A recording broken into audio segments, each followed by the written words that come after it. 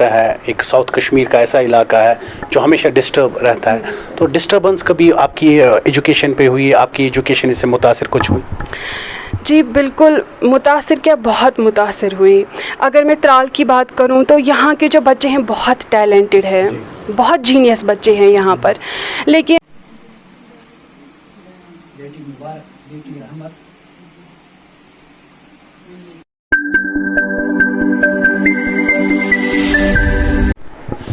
بسم اللہ الرحمن الرحیم. السلام علیکم. آپ دیکھ رہے ہیں QNS 24/7 اور میں ہوں آپ کے ساتھ عباد ملک.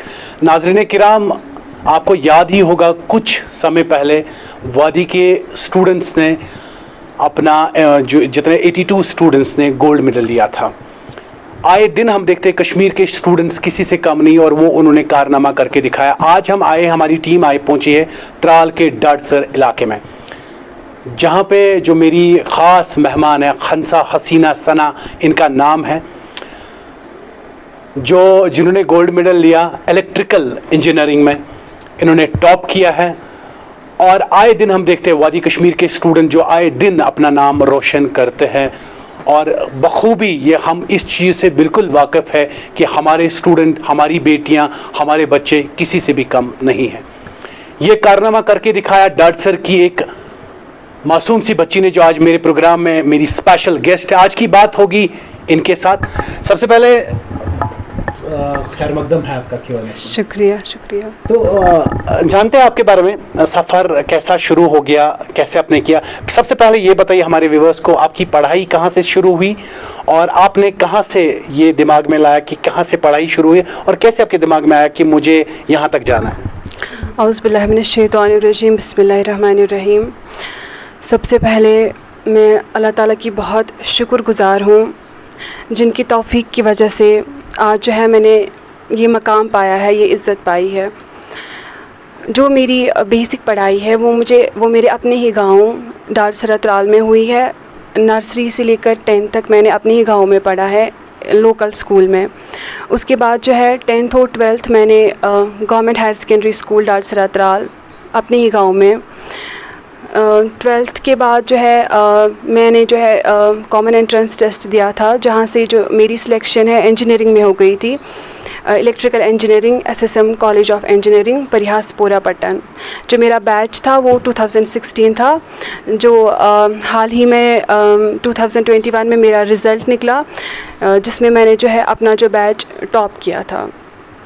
خنسا, مجھے بتائیے کہ پہلے سے اگر بات کریں آپ کی ایجوکیشن کی بات, اس کے بعد آپ اس جگہ پہ رہتے تھے, تو آپ کا شوق کیا تھا بننے کا, اور آپ کی ایجوکیشن کے ساتھ کتنی باؤنڈنگ تھی؟ جی اگر شوق کی بات کریں تو پڑھنا مجھے پہلے سے ہی بہت پسند تھا.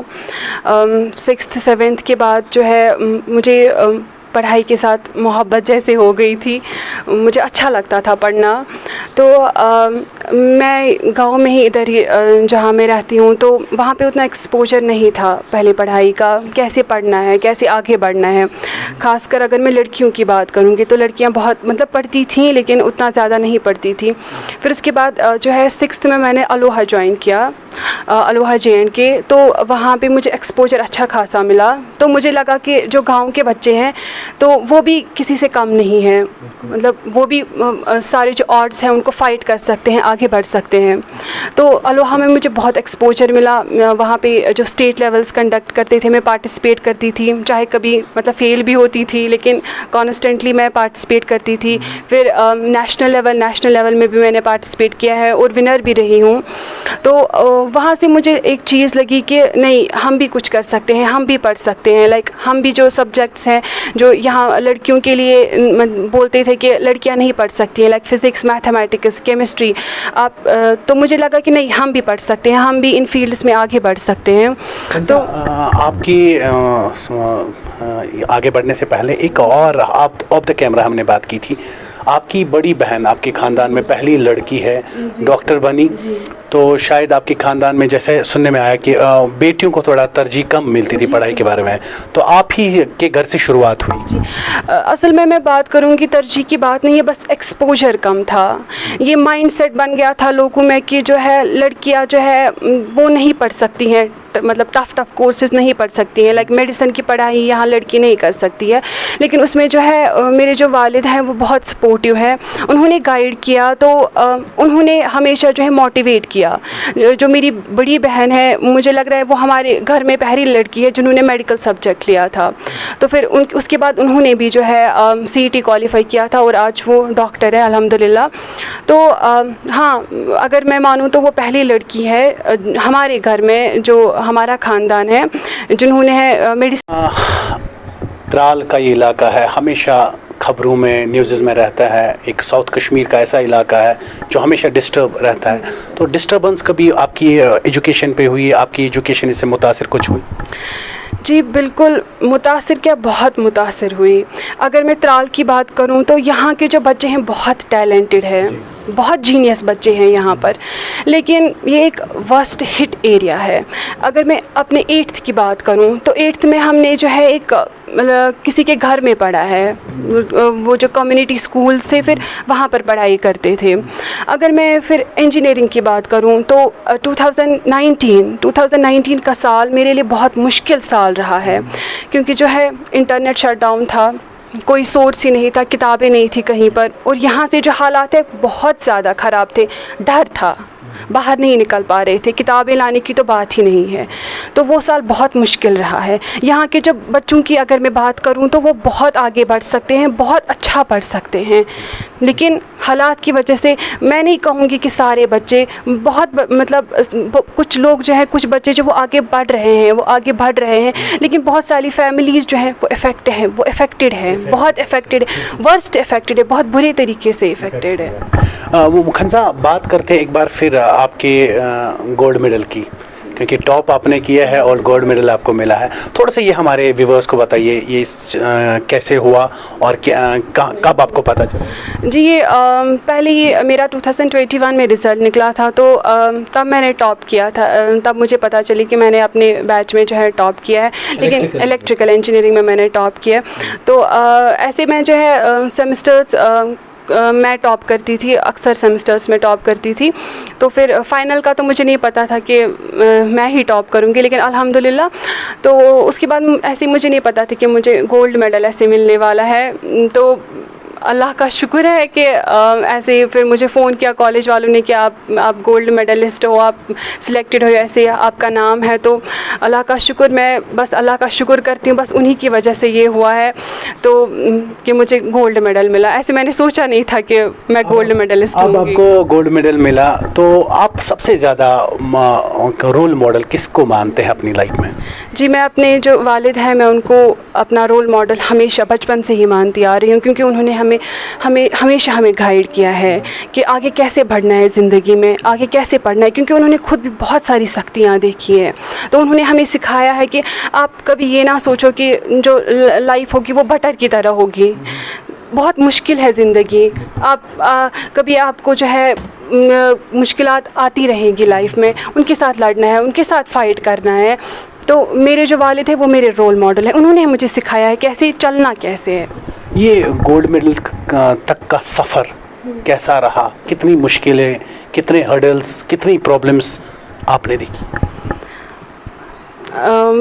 پرابلمس میں پرابلمس کی بات میں اگر کروں تو اللہ تعالیٰ فرماتے ہیں کہ لقد خلقنا الانسان فی کبد, کیونکہ میں نے جو انسان ہے میں نے اس کو اسٹرگل کرنے کے لیے پیدا کیا ہے. جو ہم سب کی زندگی ایک طریقے سے مشکل ہوتی ہے, دوسرے کی دوسرے طریقے سے مشکل ہے. کچھ ہی لکی پرسنس ہوتے ہیں جن کی لائف جو ہے اسموتھ ہوتی ہے. تو اگر میں آج تک کی بات کروں تو اپس بھی آتے رہے, ڈاؤنس بھی آتے رہے, میں نے فیلیئرس بھی دیکھے ہیں, خطرناک طریقے سے میں فیل بھی ہوئی ہوں. تو لیکن کچھ ٹائم میں ڈپریس بھی تھی کہ یہ کیا ہو رہا ہے, میرے ساتھ کچھ صحیح نہیں ہو رہا ہے. لیکن پھر ایک ٹائم آ گیا کہ جب میں نے جو ہے چیزوں کو ایکسیپٹ کرنا سیکھ لیا.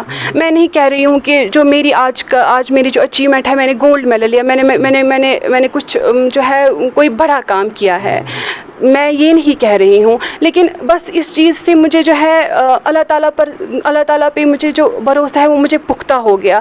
کیونکہ میں جو کہتی تھی کہ لائف میں کہ نہیں میرے ساتھ یہ چیز صحیح نہیں ہو رہی ہے, ہے, شاید اللہ تعالیٰ نے مجھے کسی غلط جگہ رکھا ہے. تو اس چیز سے جو ہے مجھے یہ لگا کہ جو اللہ تعالیٰ ہمارے ساتھ کرتے ہیں, جو ہماری جو قسمت میں انہوں نے لکھا ہوتا ہے, ایٹ ٹائمز ہمیں لگتا ہے کہ یہ ہمارے لیے صحیح نہیں ہے, بلکہ وہ ہمارے لیے بہت اچھا ہوتا ہے. بس کیا کرنا چاہیے ایک انسان کو کہ جو بھی کوئی چیز, جو بھی اس کو کام دیں گے اس کو آنیسٹلی کریں,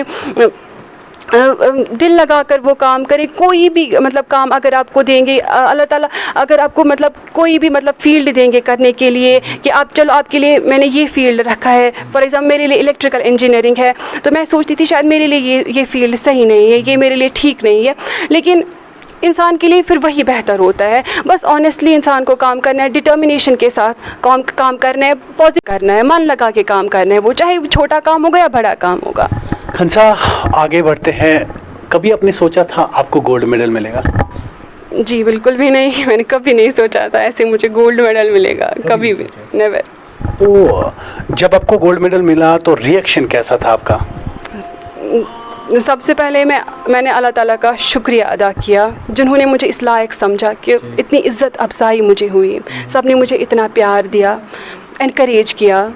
تو یہ سب اللہ تعالیٰ کا فضل و کرم ہے, میں مانتی ہوں. تو جو میری ریئیکشن تھی تو ان کا دیا ہوا تھا, تو انہی کو تو شکر ادا کرنا چاہیے تھا نا. اس کے بعد جو ہے میں نے یہ خوشی اپنے والد کے ساتھ شیئر کی, اس کے بعد اپنے گھر والوں کے ساتھ, اپنے بھائی بہنوں کے ساتھ, پھر اپنے ریلیٹیوز کے ساتھ.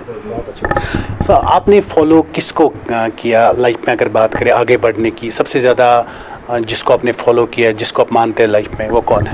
جیسے میں نے پہلے ہی کہا کہ جو ہے میں نے جو ہے اپنے جو ہے والد کو فالو کیا. اگر میں ایسے رول ماڈل کی بات کروں, جو ہر ایک انسان کی ہوتی ہے اس کا پاتھ ڈفرینٹ ہوتا ہے.